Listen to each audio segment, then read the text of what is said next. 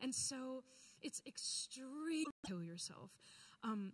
Because one of the reasons being because of this instinct.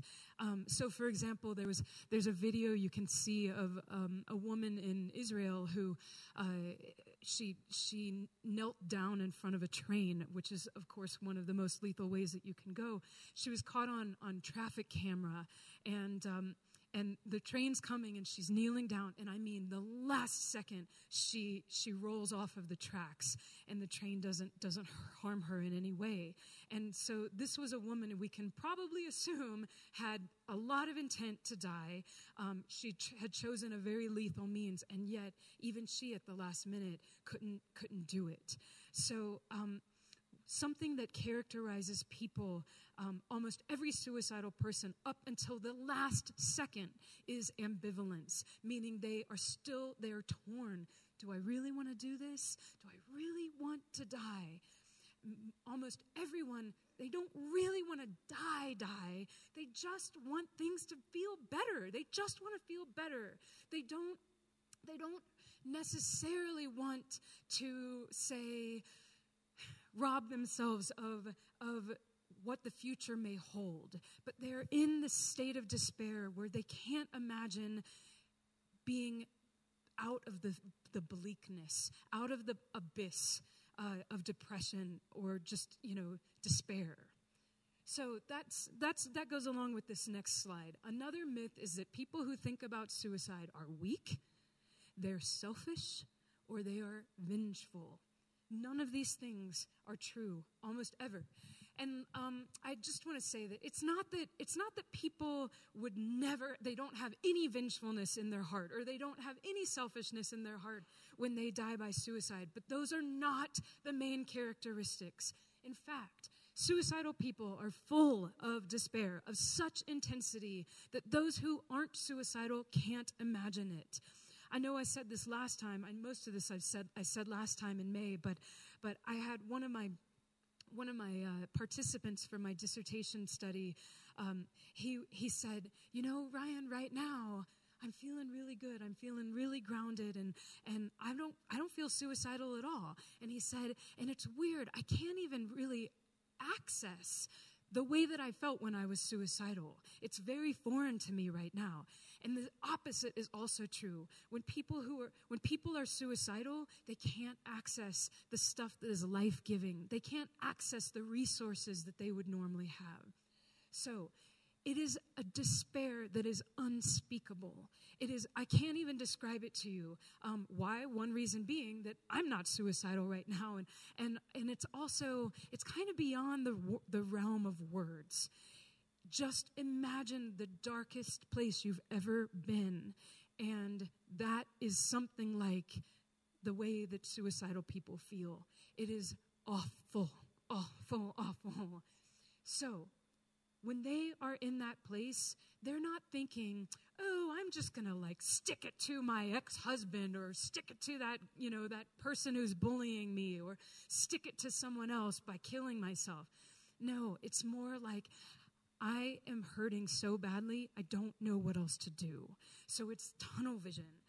Imagine a tunnel where the tunnel, once upon a time, a person's viewpoint included all of the things that could protect them from feeling bad. It included all of the things that could make them feel better.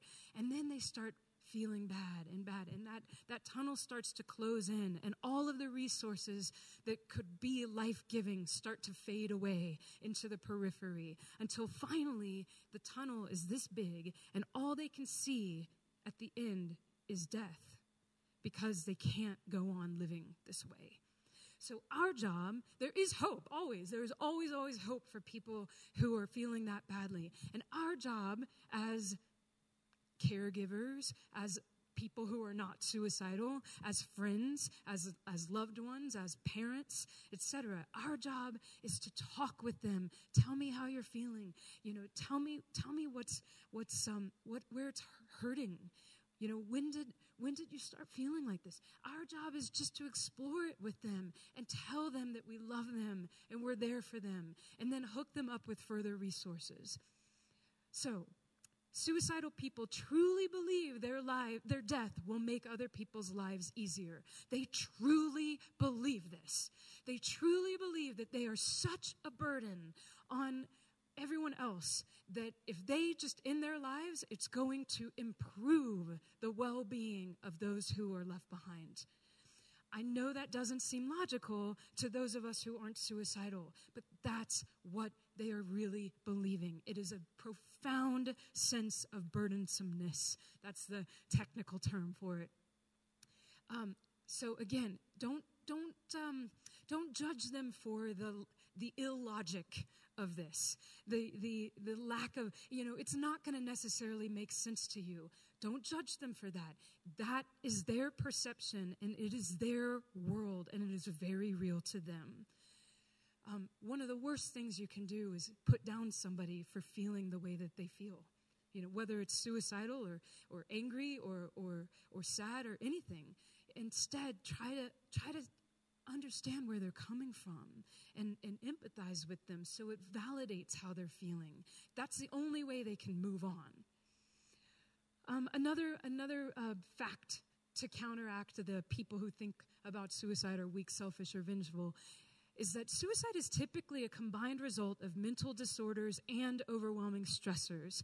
Again, maybe in your mind, what they're going through, why are you so stressed out about it? Why is it such a big deal? How you feel about it is irrelevant. It's how they feel about it. And this is especially true when we're an adult. We sometimes forget how important things were to us when we were a teenager. We're quick to put down the feelings of young people or to trivialize them. Like, what's the big deal? Somebody at school called them fat, or somebody at school called them blank, whatever. We're quick to dismiss a young person's feelings as being trivial, invalid, something like that. And that, again, is the worst thing you can do, because that person is already feeling crappy, already feeling despondent, and they need love, not dismissal. So, it's typically a combined result of mental disorders such as major depressive disorder, bipolar disorder. Several personality disorders have strong incidences of suicide. It's usually a combination of those and triggers or stressors. Also, know that suicides motivated by revenge are rare. I kind of already talked about that, but it's much more a result of just feeling really, really, really despondent and not knowing what else to do. A few more things, and then I'm going to hand it over to Kirsten. Another myth: people who talk about suicide won't really do it. That's not a luxury. We can't just assume they're not going to do it, because what might happen is they might go ahead and do it. And then we're left going, guess I should have listened. I guess I should have took them seriously. Even if it's a person who's known for crying wolf, please take them seriously. And you can talk to them about it. You can say, hey, I'm tempted to not really take you seriously because you said this before. If you're trying to just get attention from me, please do it in another way, because this is not a good way to do it. So it is a fact that some people do threaten suicide as a way of getting attention and affection, but we should always take that person's expression of suicidal thoughts seriously, always, especially if we work in an agency where, like liabilities could come on us for not doing the proper reporting. Okay, another myth. Talking with someone about suicide will plant the idea in his or her head. If I were to stand up here talking about heroin, would that make you more likely to do heroin? Same situation. Suicide is, it's already out there as something that exists, and suicidal people did not have suicide put in their heads by a compassionate person asking them if they were suicidal. Here's the fact. Talking about suicide gives people the chance to talk about the thoughts and feelings they may have been keeping secret. It allows for the possibility of intervention from us and also the possibility of healing. Talk about it. Please talk about it. You're not going to put the idea in their head. The idea you will put in their head is that you care, especially if you talk with them in a loving, compassionate, non-judgmental way. Kirsten's going to give some more tips on that. Oops, look at that. Oh, that's you, yay. Okay, so I'm going to stop now and hand it over to Kirsten, and the idea is that after she's talking, then we'll do Q&A. And I believe Pastor Mike already said it, but this is a tricky subject, and if there are questions that you have that you'd rather not, that you'd rather keep anonymous, write them down, and we could just maybe send someone around in a little while just to collect. There should be little pieces of paper in front of you. Anyway, please feel free to ask the questions that you have. So this is my friend Kirsten Wolfsberg. She's been a licensed professional counselor for a long, long time, and she is the head of the Centura Health facilities, many of them. How many? No, don't worry, I'm getting there. One of the supervisors of the psychiatric assessment teams in Centura Health. I also work for Littleton Adventist Hospital, which is a Centura Health facility. And Kirsten has done countless suicide assessments, and we'll be speaking about that, and also just how to appropriately respond to the people around you who might be suicidal. Thank you so much. Hello. So again, I apologize for how I look. I have been scuba diving this weekend. I signed up for this class a couple months ago, and then when Ryan asked to help with this, I was thinking, absolutely. And I thought that the scuba class would be done by 5:30, so apparently not. Anywho, so again, as I said earlier today, right now we are practicing what people say, not how they look, because that doesn't matter. A little bit about my background. So I am a licensed professional counselor. I've been licensed in the state of Colorado for a very long time. We won't say how long. Truly, probably 17 years now, 18 years. So quite a long time that I've been in this business. I've been working for Centura Health for 11 years, and prior to that, I worked at Exempla, so Lutheran, St. Joe's, and whatnot. I have been doing psychiatric evaluations for about 15 years, all crisis psych evals, so all based in the emergency room, sometimes on medical floors if people had an overdose or a suicide attempt that required extended medical care.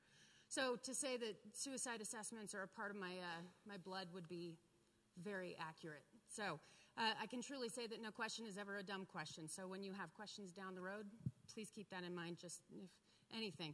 My whole point with all of this is the idea of becoming comfortably uncomfortable with the idea of suicide and talking with people. Ryan's obviously talked about some of the facts and the myths about suicide and some of the statistics and whatnot. My job is more to look at things from more of a feeler kind of a way, and so we'll get into those things. But also, really the idea is truly, there is no perfect way to approach a conversation with someone about suicide. There's just no perfect approach, so don't even try. The only non-perfect approach is to not try to talk with someone about suicide. And it's as simple as that. It really is that simple. So I like to have a little talk about a little experiment with emotions. So a little participation would be appreciated in this sense. Give me some emotions. Anger? Happy? Joy? Fear, I heard. What else? Loneliness. What else? Sadness. Very good. What else? Excitement. Yep. Despair. Yes. So there's quite a few different emotions there. Some of the first ones that usually always come out, and I do this experiment with many people, with many of my patients in the emergency room. I do a lot of teaching, so I do this experiment with a lot of the classes that I work with. And almost always, happy, sad, and anger come up first. Happy, sad, anger. There's the other ones, the joy, the excitement, the despair, the different things like that. Loneliness, definitely.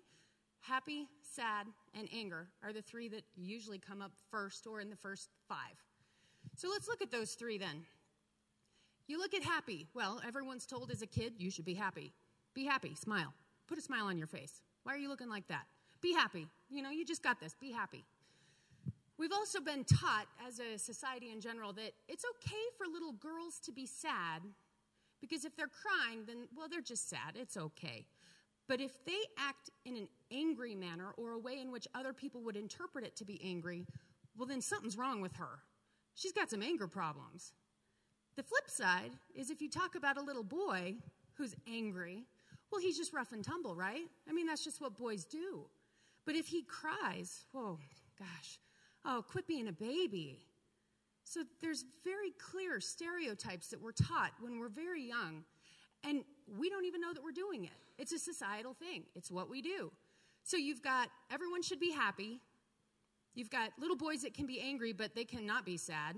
And you've got little girls that can be sad, but they can't be angry. Well, what does that teach them?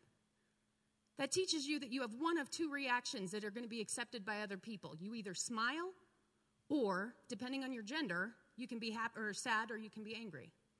That's rather limiting. I mean, there's a lot of other emotions out there, so it's kind of nice to get to know them. But it's very difficult to come up with a long list of emotions. If you go home tonight and you Google emotions, there are multiple spreadsheets and different websites that will come up with 300-400 different emotions. And we're familiar with 5 or 6 of them? That's not very cool. So we got to find a way to figure that out. And that's a big part, in my opinion, of suicide prevention. Because when you have no words for what's going on, people start to behave. You know, you've heard about kids acting out, and you hear parents say, use your words, don't use your behaviors, and things like that. Well, maybe you need to help them get their words. So that's my big message. I have, when I was in graduate school, I went to grad school at DU in the counseling psych program, and one of my placements was at Denver Children's Home. Excellent placement. And one of my supervisors there was just so spot on. He said, Kirsten, here's what you need to do. You need to go home, and you need to stand in front of the mirror, and you need to say every bad word, every sexual innuendo, every cuss word, everything that you can think of until you can say it without having a reaction. Not easy. I promise you, go home and try that. Stand there and say things to yourself, just to yourself in the mirror. That, I mean, you don't have the judgment of other people. You've got your own judgment. So start off in the mirror saying words. And granted, I worked in a home with kids that were sexually abused, most of them, many of them physically abused.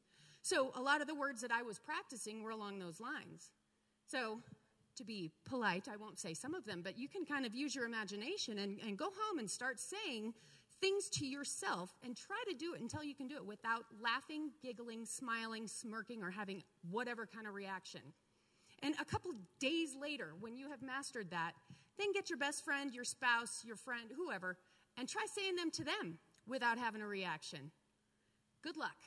It took me a very long time. Granted, I'm a very giggly person, but it took a very long time for me to get used to listening to these things and not having a reaction.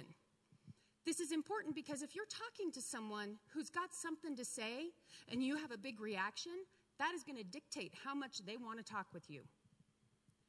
There are very few people that will just keep on talking, even if you're showing absolute, like, oh my God, what? I don't know.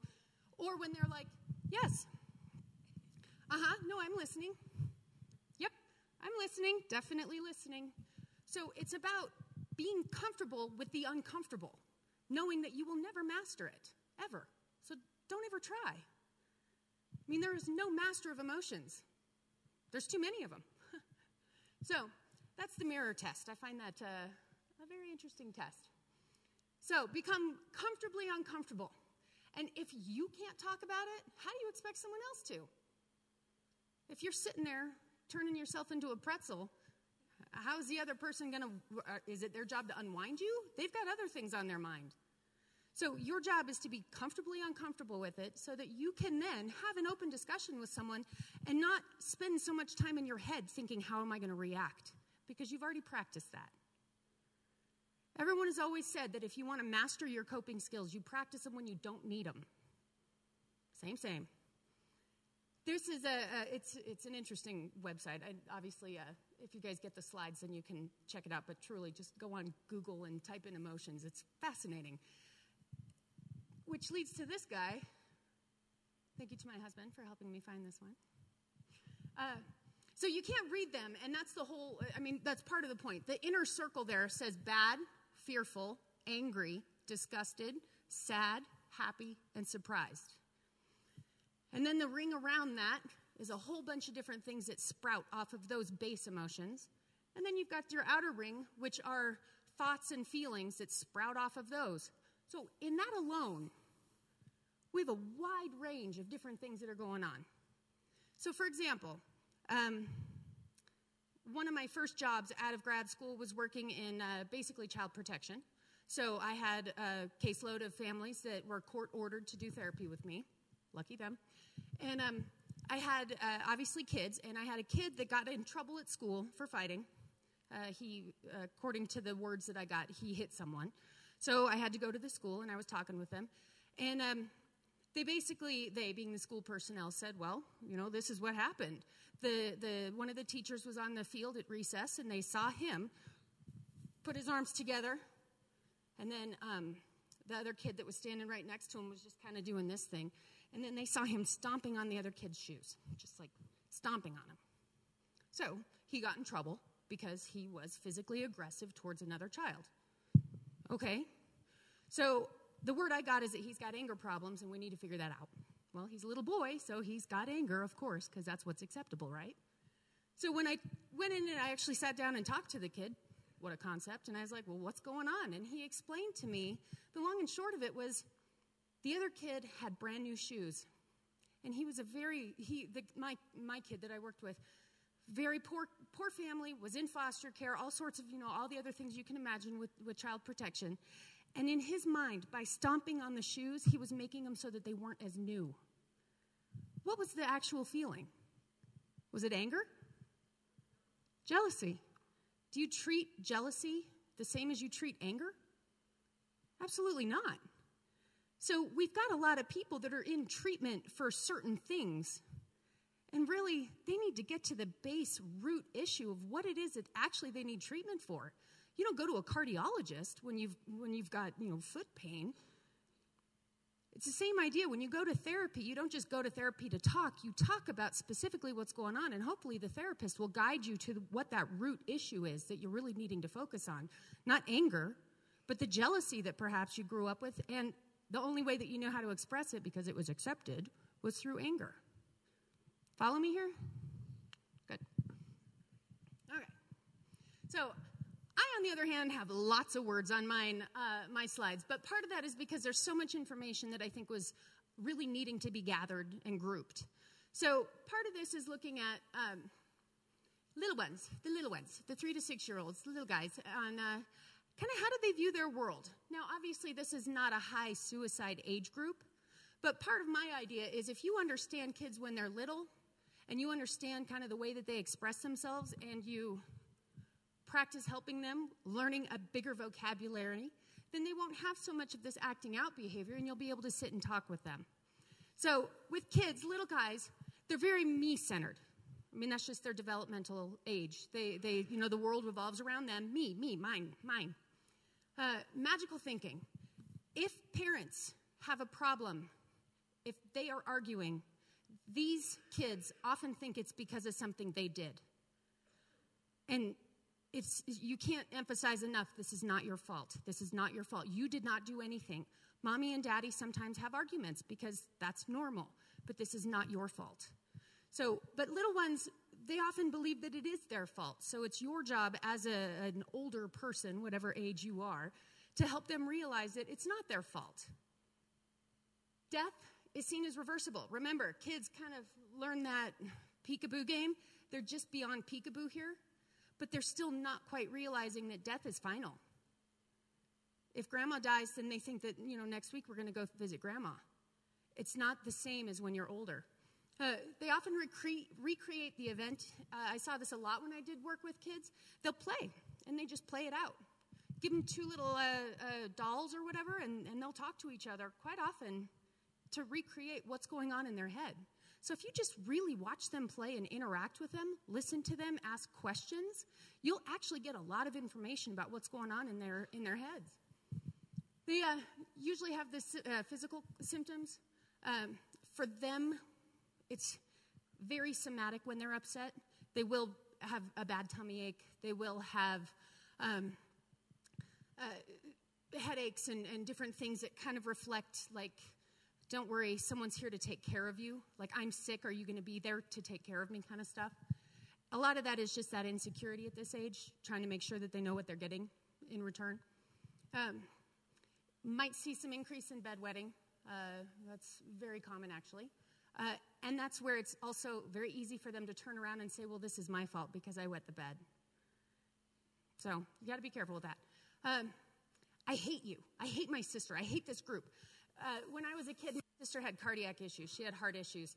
And she went to the hospital, and I did not understand what was going on. All I know is that she got stuffed animals, and I didn't, and that was not okay. I had no idea, no concept of what was actually happening to her. She was in the hospital for a week. They couldn't figure out what was going on. And in my little, I think I was 5, in my little 5-year-old head, I hate her. I hate her. She's getting stuff, and I'm not. So then I act out so that I can get something. Well, I'm getting attention. It's not always very good. But you see how this cycle works. Not odd for them to want to sleep in the same room or sleep in the same bed. Again, that's that nurturance that they're looking for. Increased sensitivity to sound, sirens, planes, things like that. Difficulty being separated from people that they know. So this age group is very parent-centered or sibling-centered. They've got some of their friends also, but it's more of that immediate core group that they'll respond to. Again, it's all about the needing reassurance and whatnot. So the thing to do when you talk with kids like this, now this is more appropriate if someone in the family has had an event that happened to them, either a suicide attempt or some sort of a car accident, anything. Because again, this is not an age group that's usually talking or thinking about suicide. But keep it simple. When you're reading books, how do you think that the rabbit felt? Ask them, because they're part of that book. They feel like a big part of that book. So talking with them about what is happening in the book, often they will reflect what they're actually thinking, not so much what they think the rabbit in the book is thinking. So they'll use the rabbit as their conduit for discussing how they feel. For every age group, for everyone, newborn to 99 years old, daily schedule, daily schedule, daily schedule. I know kids hate chores. Gosh, they're the best thing for them. Sorry, guys. Sorry, the little ones out here. Chores are the best things possible for you because they teach predictability. They teach responsibility. They teach the way in which you contribute to the household. They teach how to organize your day. They teach how to plan your activities. Chores, not a bad thing. Keep them up. So, and then obviously lots of physical attention and whatnot, hugs, etc. So, mid-years, the 6 to 12 years, don't be surprised if all of a sudden they're acting in a way that's a little behaviorally regressed, age regressed. So, if they're acting in an age that they've already successfully passed through, there's probably something going on with them. That's often how they react to stressors. Hyperactivity, because they've got these feelings and these emotions going on inside, and they don't really know how to say what they are, so they just kind of get real wiggly and they start moving around a lot. So when you've got kids that aren't usually hyperactive, now granted every kid has their moment of sugar, as you want to call it, but if they are more active than normal, then that's something to pay attention to. Again, the need for nurturing. Understanding the concept of death is still very concrete, and so it's very necessary to use very concrete terms in what's going on. There's no reason why you need to dance around it. If you use concrete terms, then they will understand that. The other thing is that if you talk to a child like this, then that's kind of how they're going to view themselves. So if you talk to kids as if they're humans, then that's how they're going to view themselves too. They may be very clingy, in that they want to know where you are at all times. What are you doing? What are you doing? Mom, what are you doing? What are you doing in there? Hey, where are you guys? What's going on? So don't be surprised if there's a lot of questions all of a sudden around your location and what you're doing. Part of that is because they see themselves in proximity to you, and they want to know that you're there. It's part of safety. Again, increased sensitivity. More clingy, fearful, more immature. That goes back to that regressed behavior thing, nightmares. That's often when you'll hear kids wake up in the middle of the night screaming, and then it's really important to talk with them about what was it that went on. Keep in mind, do you remember every one of your nightmares? I don't. So if they say, I have no idea, that's probably true. But that's where those physical hugs and being more touchy with them, reassuring is very important. A lot of these, as you can tell, go towards a grief reaction. However, the point that I want to get across is when you know your child, when you know the neighbor kid, when you know the kid at church, when you know your sister, when you know your friend, it doesn't matter what age you are. When you know someone, you kind of know a little bit with some predictability how they're going to behave, how they're going to respond to things. It's when you see a change, that's when you really pay attention. Any change whatsoever, and I'm pointing out a lot of physical and emotional changes here because I want you to pay attention that each age group is different, but at the same time, it's very important to know that all of these are indicating a change, every one of them. So it's really important to know when your people, whoever they are in your world, have some sort of a change. This is what we call baseline versus current presentation in my world, my little psych world. So asking what happened. And in this age group, it's a good idea to say, well, what movie plays in your head? Little kids need a point of reference because that's kind of how they experience things. Because remember, it's very me-centered, but they don't know how to use those me words. So everything around them represents them. This age group, you're going to be looking at kids that they've got the video. They've seen enough video games. They've seen enough movies that, well, tell me, what movie's playing in your head? What keeps going over and over again? Tell me what you see in your head. Totally fine to do it that way. Again, dependable schedules, predictable responsibilities like those lovely chores. Homework, making sure that you follow through with your home responsibilities, and at this age group you start having more school responsibilities. It is very important to make sure that kids continue to do that, and if you see a sudden drop-off in those things, that's when you pay attention. What's going on? Yes, kids this age, they need to know how valuable they are to the family. So again, when you have chores and they stop doing them, a good way to remind them is, it is so important. You are so important in this family, and the way that you contribute to the family is all of these different ways, including the things around the house. It's not what kids want to hear, but it's the truth, because they are a part of that core, whatever it is, whoever's in that home. It's not a bad idea to let the school know if something's going on, because then they can also start to pay attention, or check in with the school, because the school may say, yeah, we've kind of been noticing something too. If there is an extended family member that dies, or some event or some car accident or anything like that, letting the school counselor know, it's not that they're going to be like spotlighting the kid, but of course, keeping an eye out for any of those changes in behavior, because that's what we're looking for. If these kids are on Facebook, they need boundaries around what is okay to post and what is not okay to post. Family stuff, not okay to post on Facebook. Bottom line, when you're old enough to make those decisions, then that's fine. But by old enough, I mean abstract reasoning is to the point where you can understand the ramifications of what you post. Very important in that sense. You can't just assume kids know that. This is what happened. It's very important that you do these things. And also, please keep in mind that putting this on Facebook is really going to share things with the rest of the world that that person may not want and that we don't want. So being very clear with those boundaries. Limit TV news if something bad happens, and watching it over and over and over again. How many times have we done that? 9/11 happened. How many people watched it over and over and over and over and over again? All of this kind of stuff. You can't keep doing that to yourself. Watch enough so that you have an understanding and stop. Turn it off. Because then if you change to a different channel, you're going to get a different message, and then you're going to be obsessed with what's the real message. I don't know that media really always gives the true message, so that's my opinion. But so keep that stuff in mind. Then as far as our teens, abstract. So when you think of abstract reasoning, think of math and how it starts 1 + 1, and then you get into multiplication, and you get up into those higher concept things. So think of high school. You've got your geometry and algebra and all those different things, and they progress up to calculus. That also matches abstract reasoning growth in the old cabase up here. So they do that specifically because as you grow, you can handle those more abstract concepts.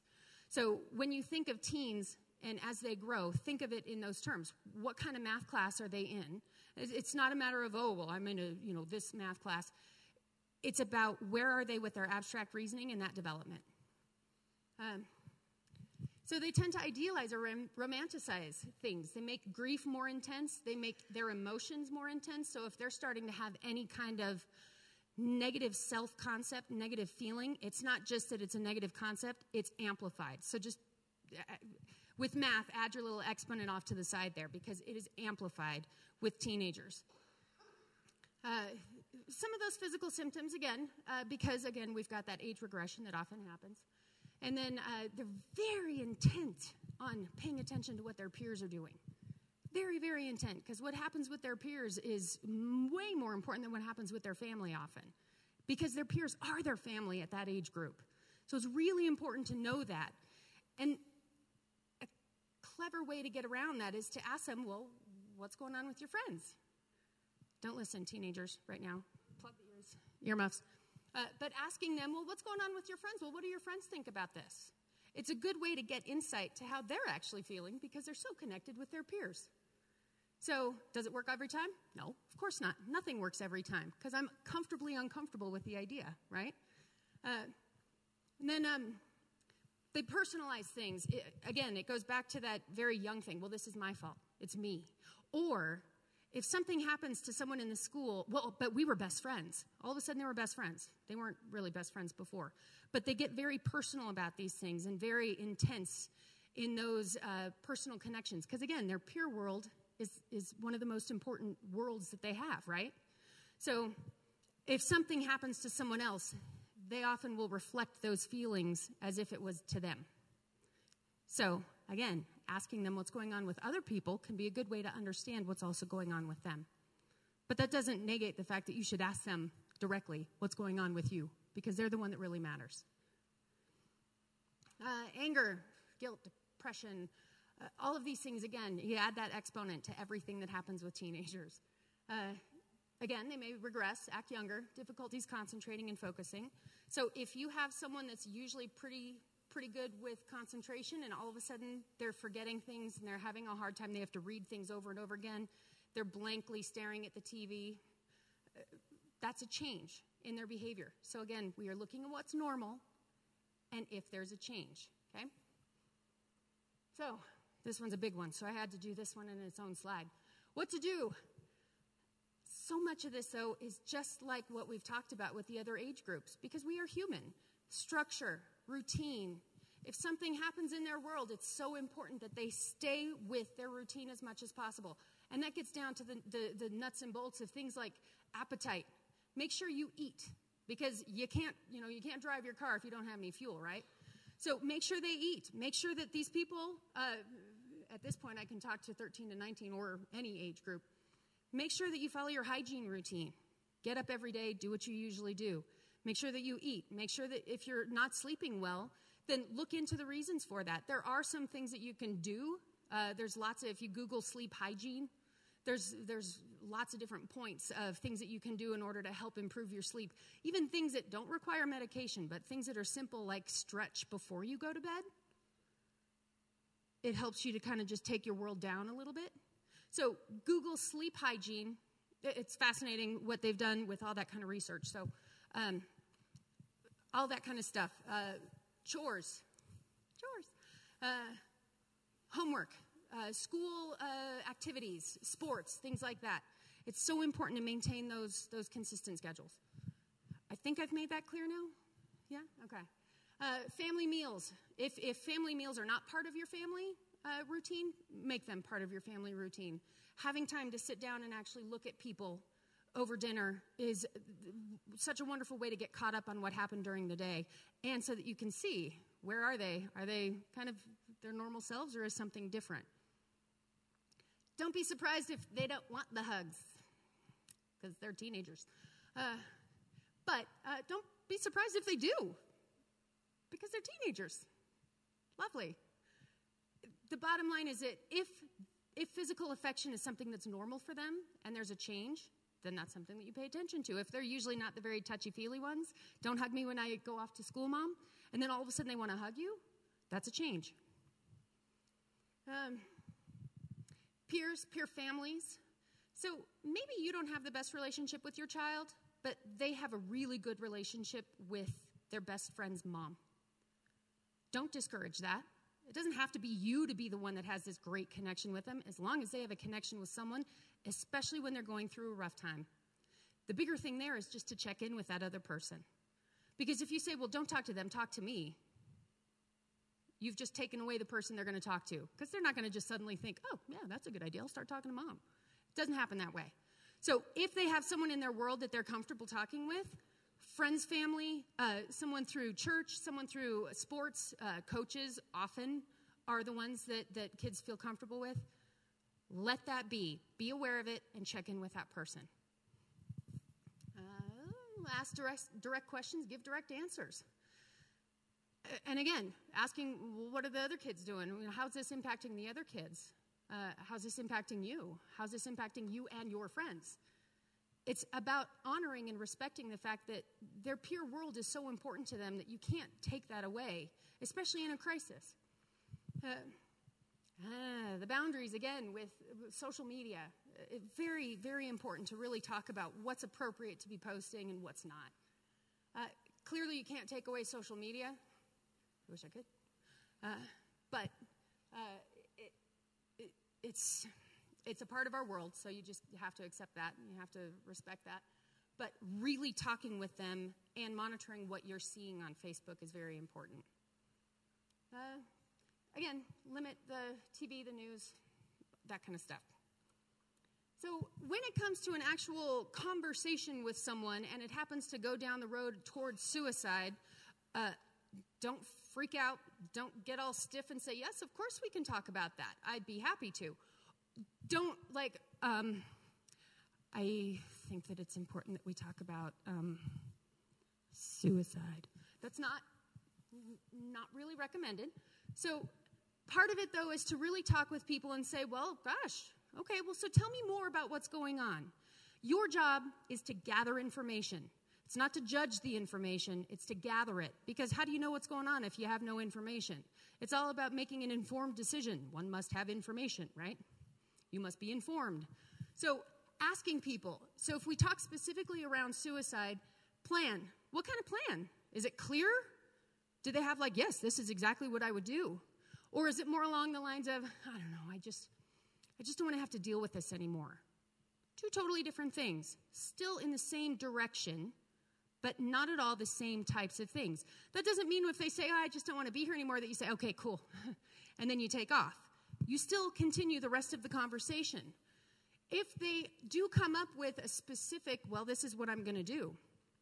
I'm going to take my car up and I'm going to take it up to the hills and drive it off of a cliff or something like that. This sounds silly, but do they actually have a car? Because that kind of matters. There's a lot of people that say, well, I'm going to shoot myself. Well, do you have a gun? No. Do you have access to a gun? No. Do you know someone that does? Yes. Okay, well, now you have to continue with it. It's not just a one question, get one answer and be done kind of thing. It's all about the follow-up questions and gathering more information. Is it realistic? Is it accessible? I've had people in the emergency room say that they're going to die by carbon monoxide poisoning. So I asked them, well, do you have a car? Yes. Do you have a garage? No. So then how are you planning on making this work? Well, I don't know. Okay, so let's get back to the root issue of what's really going on with you. Gathering, backstepping, more information. How's their intent? There's a lot of, and to Ryan's point, when you think of some of the personality disorders, there are people that have chronic suicidal ideations. We have all, in this room, every single one of us has, at one point or another, had the thought of, I wish I didn't have to deal with this. It'd be easier if I were dead. Every single one of us has had that thought of, I wonder who would care if I wasn't here anymore. Every single one of us has had that thought in their head of, if I had a funeral, would anyone show up?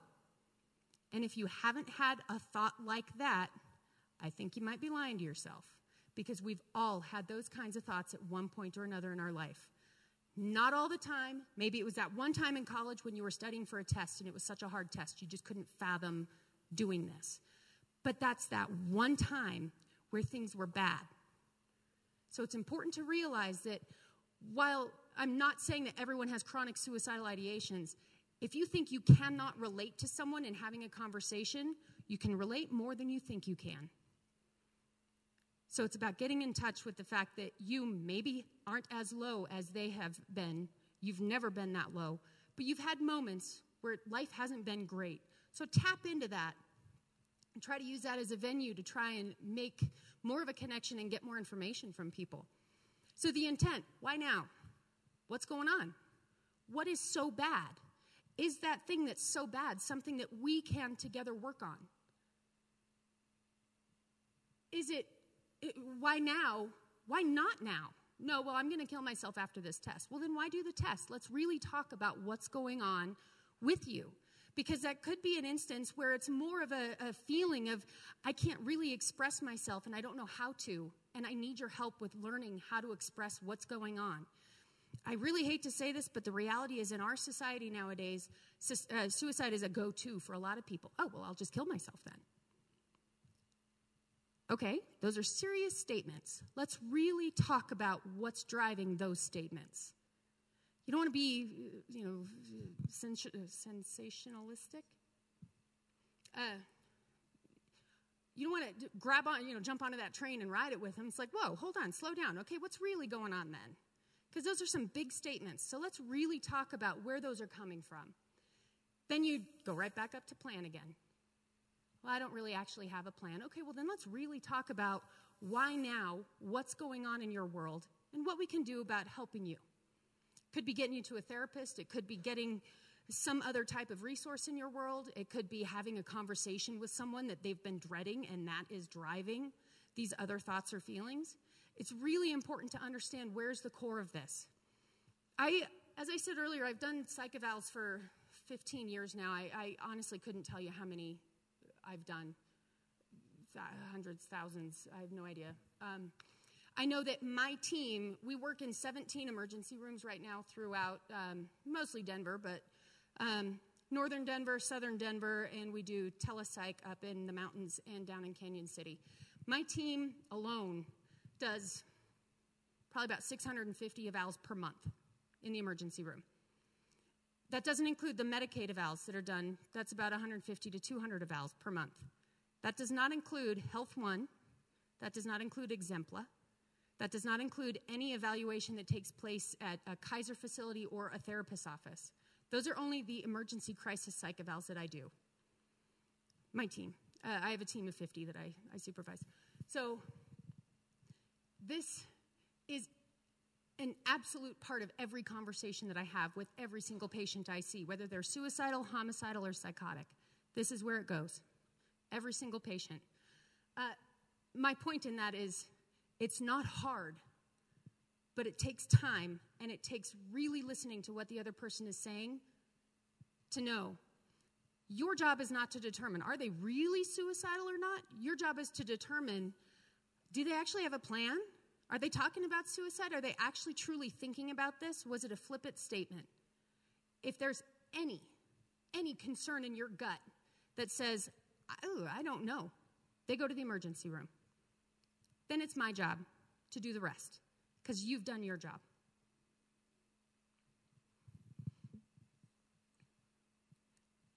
I'll roll through these. So the other things to talk with people about are, well, what's important to you right now? What's important? Certain people, pets, things? Is it your religion? Is it your job? If these things are very important, and then 2 weeks later they're not as important, that's a concern. The other thing would be future focus. What's their goal? What are they doing down the road? What's their aim? Are they willing to get help? Because if they are, then talk with them about doing that. If they're not, but they're still saying that they're absolutely suicidal, you have no choice but to call 911. So really talking with them about these things helps you to identify what's going on in their world and what's the important piece. And it also, if there's nothing there, but there used to be, that indicates a change. I think that's it. Oh, no, this one, last one. We'll save this for after our Q&A. Yeah. Okay. I've done my piece.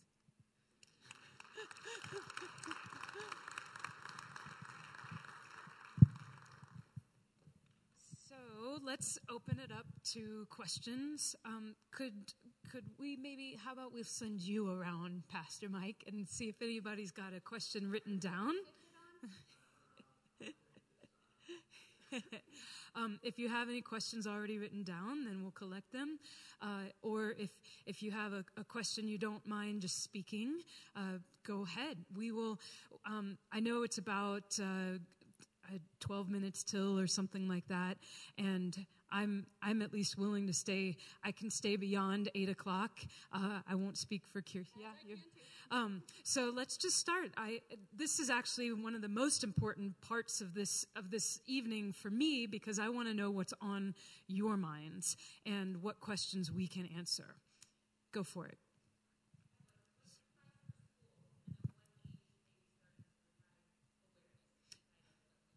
At what age should schools start suicide awareness, like campaigns among the... Yeah.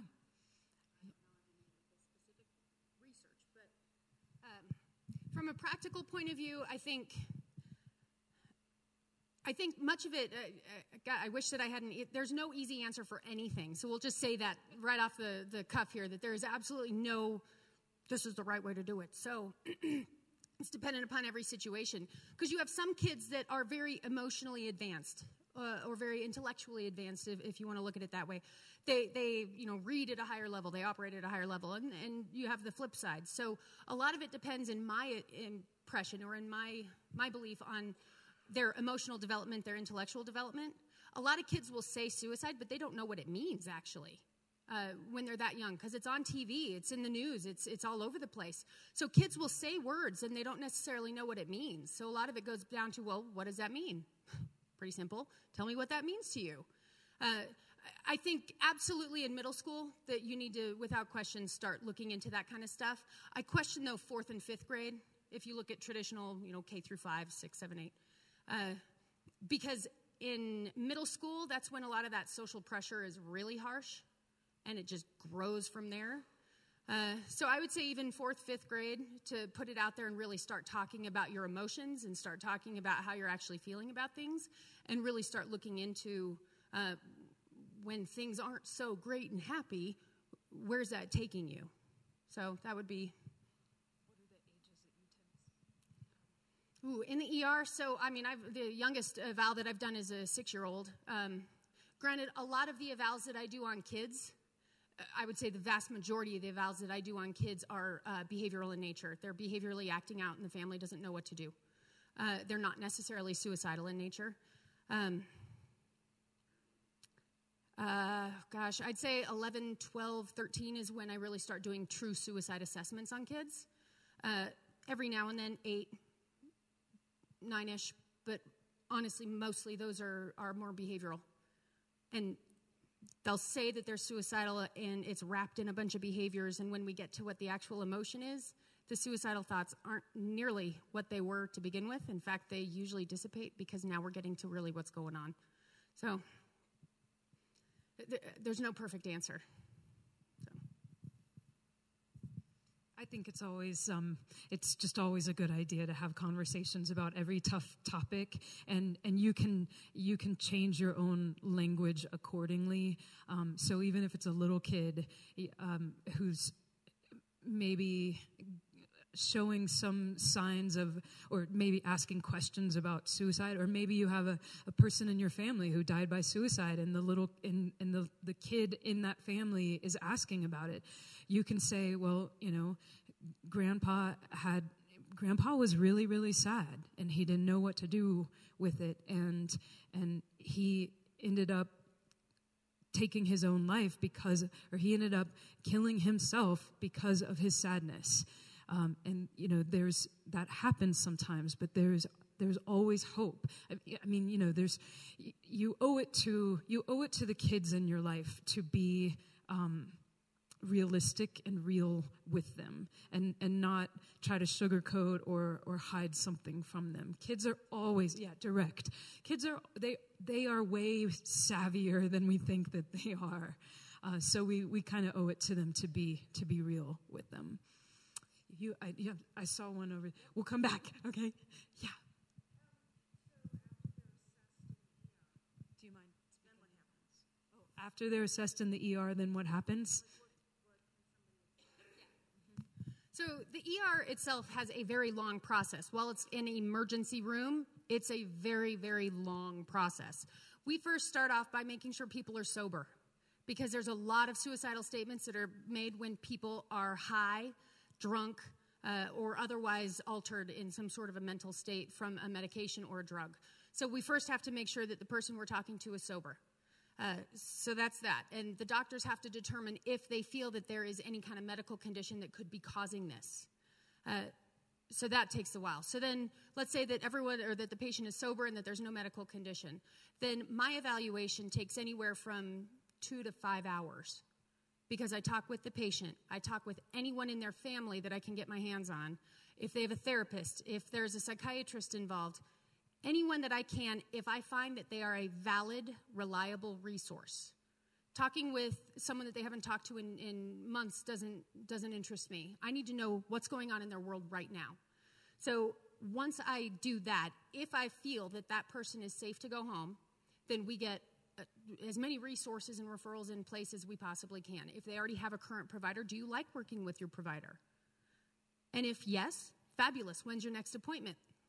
And if no, well, then let's get you someone different. Just because you have a therapist doesn't mean that you like working with them. If you don't like working with your therapist, get a new therapist. When I refer people to therapists in the ER, I tell them you interview the therapist just as much as they interview you. How do you view mental health? How do you view helping people?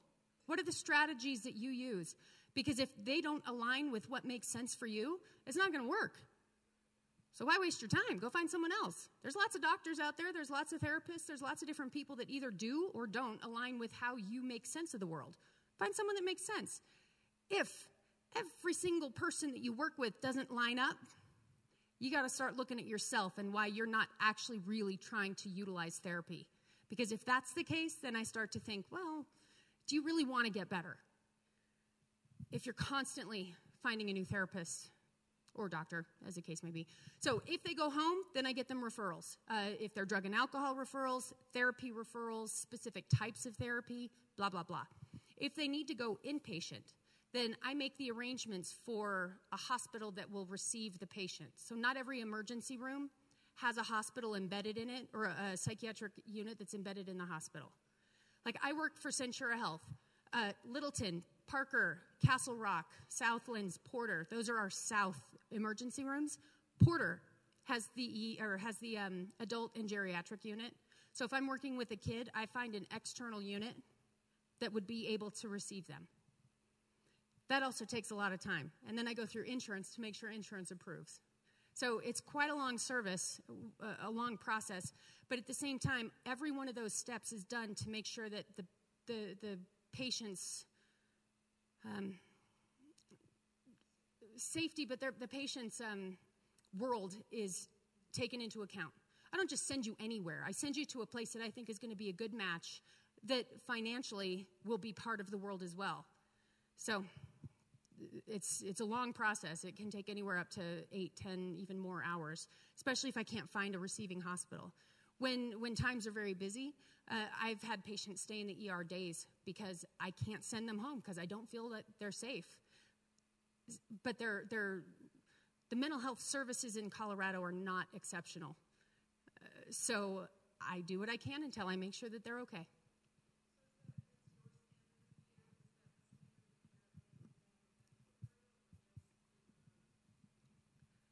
The truth is no. Much as I hate to say that, the truth is no. That's the standard that I teach my people. I'm our team trainer. I've been our trainer for 5 years, and I've developed the training program within Centura. And so that's what we do. I can't say that that's the same. What I'm saying is that her standard is high.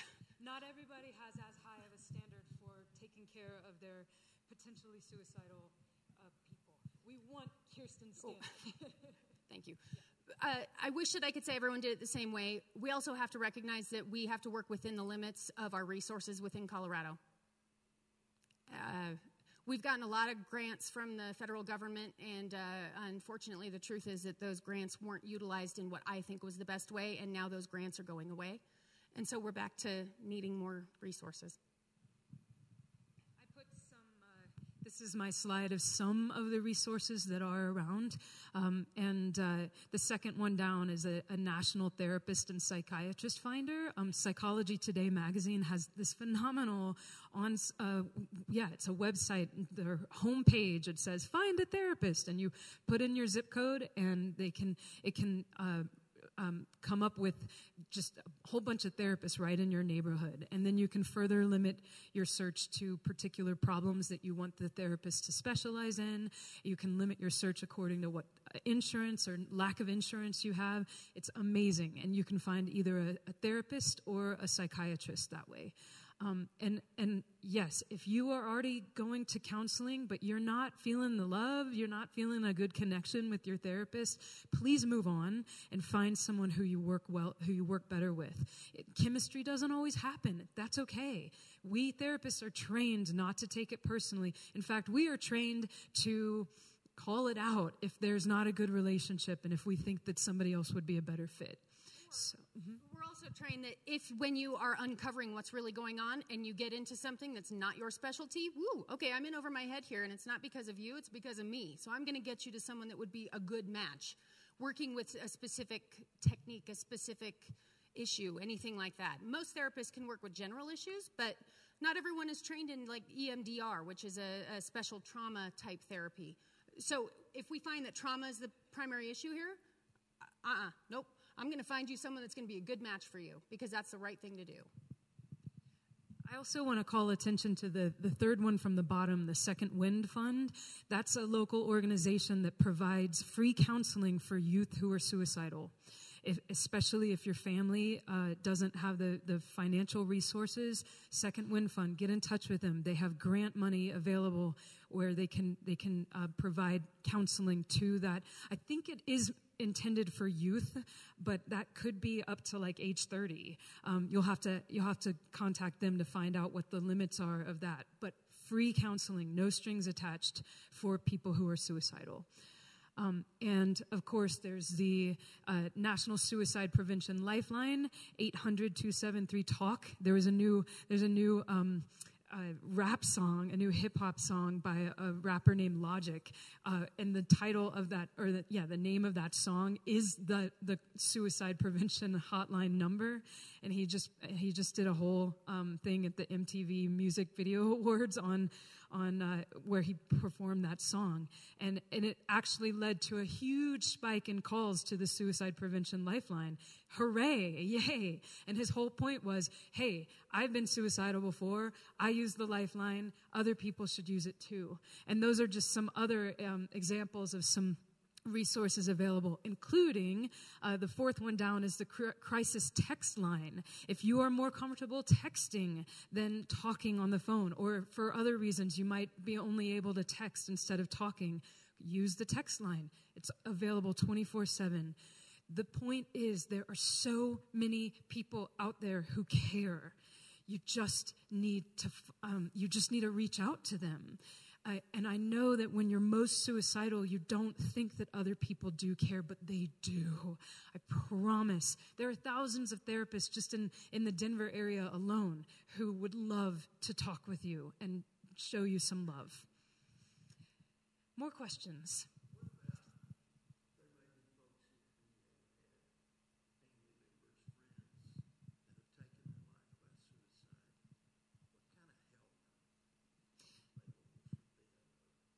Yeah, what help is available to survivors, people who have survived the loss, or actually it's kind of a confusing term, because if you hear suicide survivor, that also often means somebody who has attempted suicide but then lived.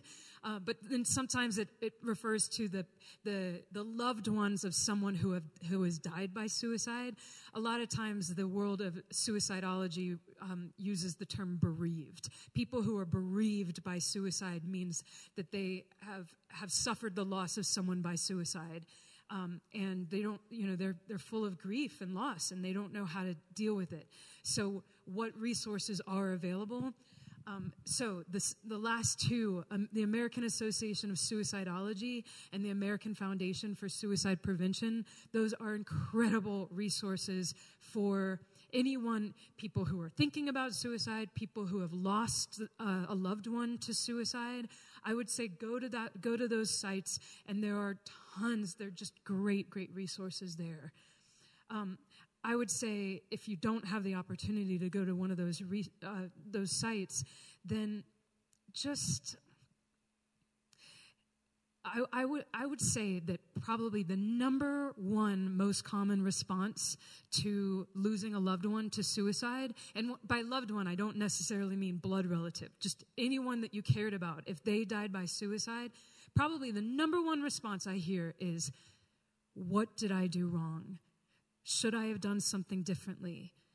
How did I screw up? How could I have been there for them? Oh my gosh, I dropped the ball. I made a mistake. I wasn't there for them. I didn't tell them I loved them enough. As hard as it is to do, please try not to blame yourself. Okay? Blaming yourself is not going to bring them back. Instead, be loving toward yourself. You're going through a hard time. You just lost somebody. Please just surround yourself with love and support. Be good and kind to yourself. That person was going through stuff that maybe that person didn't give any signs. But no matter what, it was that person's choice. I'll relate it to a question I get sometimes as a substance abuse counselor. I'll have people say to me, don't you feel really bad when somebody that you've worked with comes back to the hospital wasted? Don't you feel bad when they relapse? And I said, well, yeah, of course I feel bad. I feel bad for them that they're going through this. I feel sad for them that this is their life. Nobody chooses to be addicted, but it's their choice. Ultimately, what they do with their life is their choice. The most I can do is help them maybe see the pros and cons of their behaviors. I can help them understand why they're behaving that way, some of the sources of the problem, like Kirsten talked about. But then the rest is up to them. It's their choice. So I can just try to go home every night feeling like I've done the best I can do, but the ball's in their court. So you can love someone like crazy, but they can still die by suicide. It doesn't mean it was your fault. So please be loving toward yourself. Good question.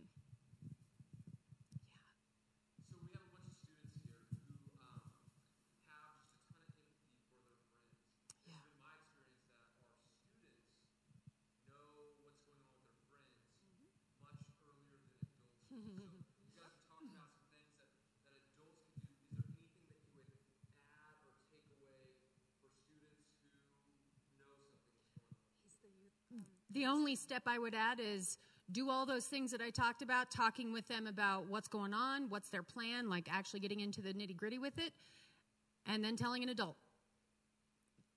That I would not change anything else, because teenagers, they are very well adept at taking conversations to deep levels. That's what kids do. They can talk for hours, days, weeks, months, and talk about it forever, which is really a cool thing about kids, is that they can get so interested in topics and talk and talk and talk. The minute that they hear anything that is concerning, ask more questions, not the, oh, whoa, okay, well, that's odd. No, ask more questions, get comfortable with the uncomfortable, and then tell someone that can help them initiate 911 or It doesn't have to be dramatic with that. You know what? I'm really concerned about you. I'm so concerned that I want to take you to the emergency room. Will you come with me? And if they say no, but I'm so concerned about you, I don't have a choice. I don't have a choice because I care about you so much that I'm going to tell someone that's going to help us get you to the hospital. Nothing wrong with asking them first. Don't need to be dramatic. Don't need to have ambulance. We don't need to have blues and reds, flying all over the place. As long as they get to the ER, it does not matter how.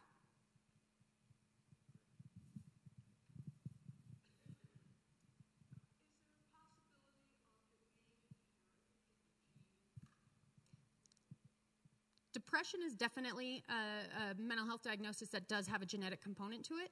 Suicidality does not have any identifiable genetic component that I'm aware of. It's the depression that you would have to really pay more attention to. A lot of people think personality disorders are handed down from generation to generation, but they are taught. Those are taught behaviors. Those are taught ways of engaging with their environment. Depression, schizophrenia, bipolar, all of those mental health issues that have often, if not always, require medication, things like that. That obviously with it comes an inherent concern about suicide because the emotions can be so dramatic going from one side to another with lack of control. Now that's part of what therapy is for, is to really focus on understanding those emotions, the whole range of emotions, not just the three of them, really understanding those emotions and finding ways to cope with them. But as far as I know, I've not seen any evidence of suicidal thoughts or behaviors being passed down. Depression, bipolar, schizophrenia, learned behaviors. No, I completely agree. When I was learning about psychopathologies, like mental health disorders, I learned that most of them are attributed to a combination of nature and nurture, but nature, meaning the genetic link, is usually pretty weak. At most, it's like 20-30% of that person's of why that person has that thing. Nurture, the what they've learned from watching the people around them, the way they've been raised, how their friends are acting, the environmental stuff, that can be a much stronger, that can speak more loudly. And that actually leads nicely into this. So a word on teens, but actually we'll just say a word on humans in general. I say teens because we've talked a lot about teens, but in general, if you help someone from when they're little or start at any time, it doesn't matter, old dogs can learn new tricks, give them emotional knowledge. That's understanding all of the emotions, not just angry, happy, and sad. If you give them an emotional knowledge base from which they can express themselves, then you're going to have less behavioral acting out. If you help them learn, these are technical terms, so work with me on this one. Internal locus of control means I have control over me. I control my emotions, I control my thoughts, I control my behaviors. So if you can help people learn internal locus of control, control of me, and also delaying gratification, which basically means I don't have to have it right now, I can wait. I can save up money and buy what I want, not just put it on credit. Same idea. These are things that I've talked to my dad about this, and he was just stupefied. He was, why do you have to tell people this? Well, Dad, because we have cell phones, and we grew up with cell phones, and we grew up with computers, and we grew up with having the opportunity to just get the message right away. My dad wrote letters, and when it came through the mail, then he would get it. That is delayed gratification. So a lot of teenagers nowadays, unfortunately, never grew up without these things.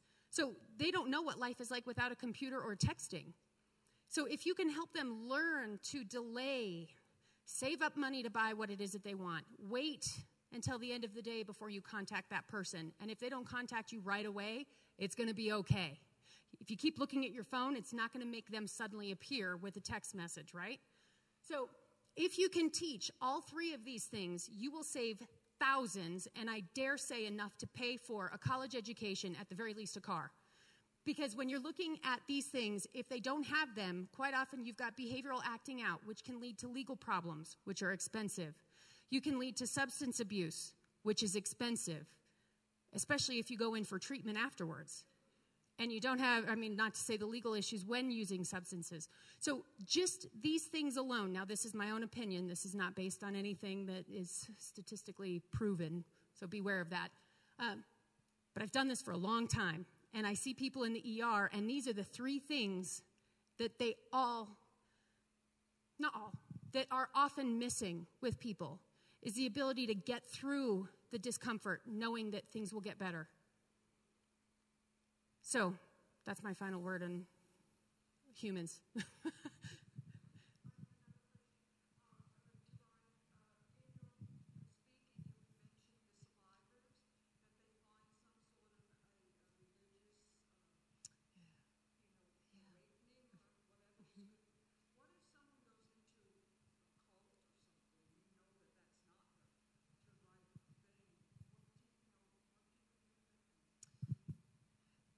So the question was, after, this is particular to people who have attempted suicide, right? Okay, so after someone has attempted suicide, what if the spirituality that they gravitate toward is actually not life-giving? What if it's like a cult or something that could be potentially dangerous? Well, if I'm in their lives and I know about it, then I'm going to say, let's talk about this thing. Let's explore this. What is it bringing you? What is it not bringing you? I mean, when people join a cult or a gang, right? All cults are and gangs are communities. I shouldn't say all they are, but they are a community where the person might not feel like they have a community anywhere else.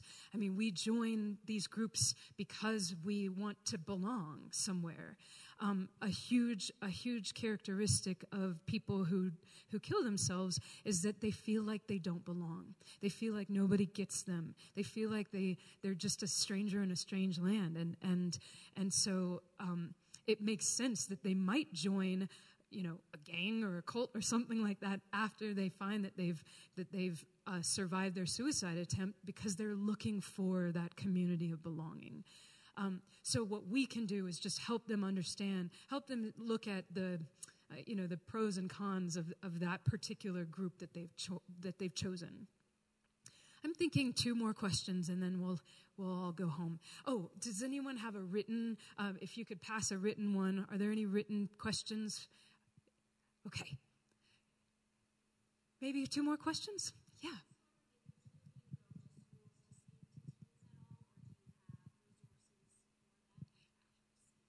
Sure. So this is the first time Kirsten and I have done this together. So thank you for being our guinea pigs unwittingly. But I would definitely make myself available to going to schools. I love, this is one of my favorite things to do, like just presenting, helping adults or parents have an idea of like what the heck to do when they're seeing suicidality arise. So yeah, would you be available to? Without question. I agree with Ryan. We've done presentations together, but we've never done this one. So this is kind of fun. So hopefully you guys are enjoying it. But as much as you can enjoy a talk on suicide.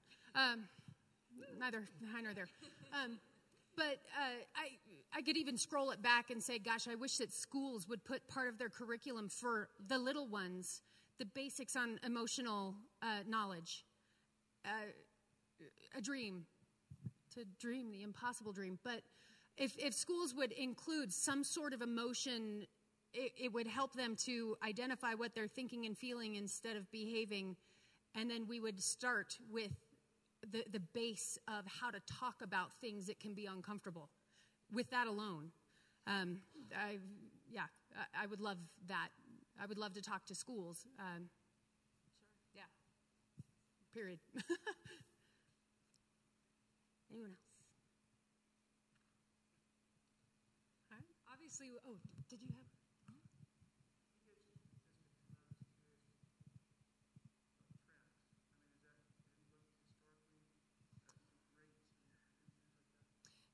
Yes. So the question was, what are some suicide trends? What are some trends in suicide rates? And you know what? I'll just run back to that slide. So one thing that is held true, held constant over many years, at least in the United States, is that white men, particularly white men between the ages of 45 and 65, are the ones who are killing themselves most. So that is they kill themselves by far more than any other demographic group in the United States. There can be smallish trends, like there can be trends in which method is used. We've started to learn as a society and as a group of researchers of suicide that how the media portray a suicide can have a massive influence on how the readers or watchers or consumers of that medium respond. So, in other words, if media sensationalize a suicide, if they write a lot about, if they just kind of give gruesome details and just make it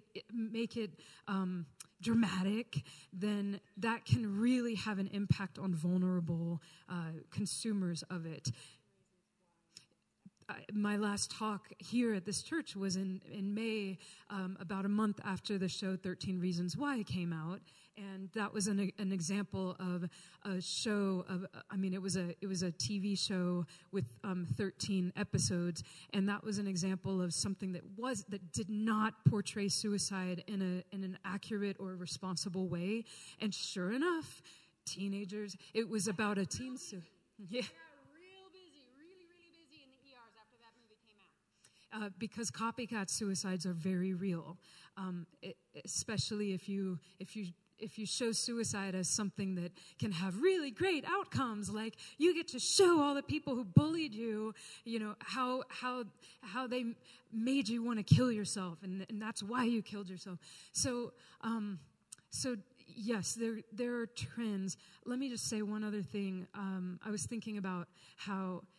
Interestingly, the only country on earth where women die by suicide more than men is China, and so each place has its own cultural, and by saying place, I mean each community has its own cultural trends. In China, there's just a whole different acceptance of, there are different notions about suicide and the honorability of suicide and the acceptability of suicide. Access to means. In China, a lot of people die by they'll poison themselves with things like fertilizer, because a lot of China is agricultural, and people have access to like fertilizer and other types of poison. I'm trying to think of any trends. I don't know if you're asking like over the years if they've gone up or more.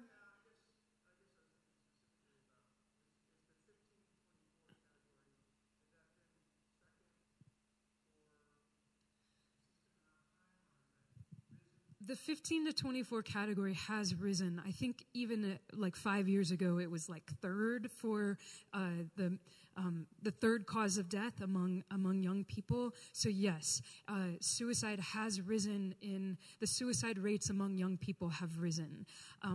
And my theory on this is that the more you see suicides happen around you, the more acceptable it becomes in your own head, especially when you're a young person whose frontal lobe is not completely developed and you don't quite yet understand long-term repercussions, and abstract reasoning is not quite there yet. And so why is Colorado like 7th out of all the 50 states in terms of its suicide? I think it's because as more and more people die by suicide, it sends this message that suicide is a viable option. So yeah, that's what I would. To go back to the trend thing, though, absolutely at the beginning of school years, teen suicides increased dramatically. A lot of that has to do with peer pressure. A lot of that has to do with cyberbullying. A lot of that has to do with trying to fit in the schools. So my team is always on high alert at the beginning of the school year. That doesn't mean we're not on high alert for the rest, but you get what I'm saying. And the other piece is that if there's one teen suicide, we also go on high alert because they're contagious with teens.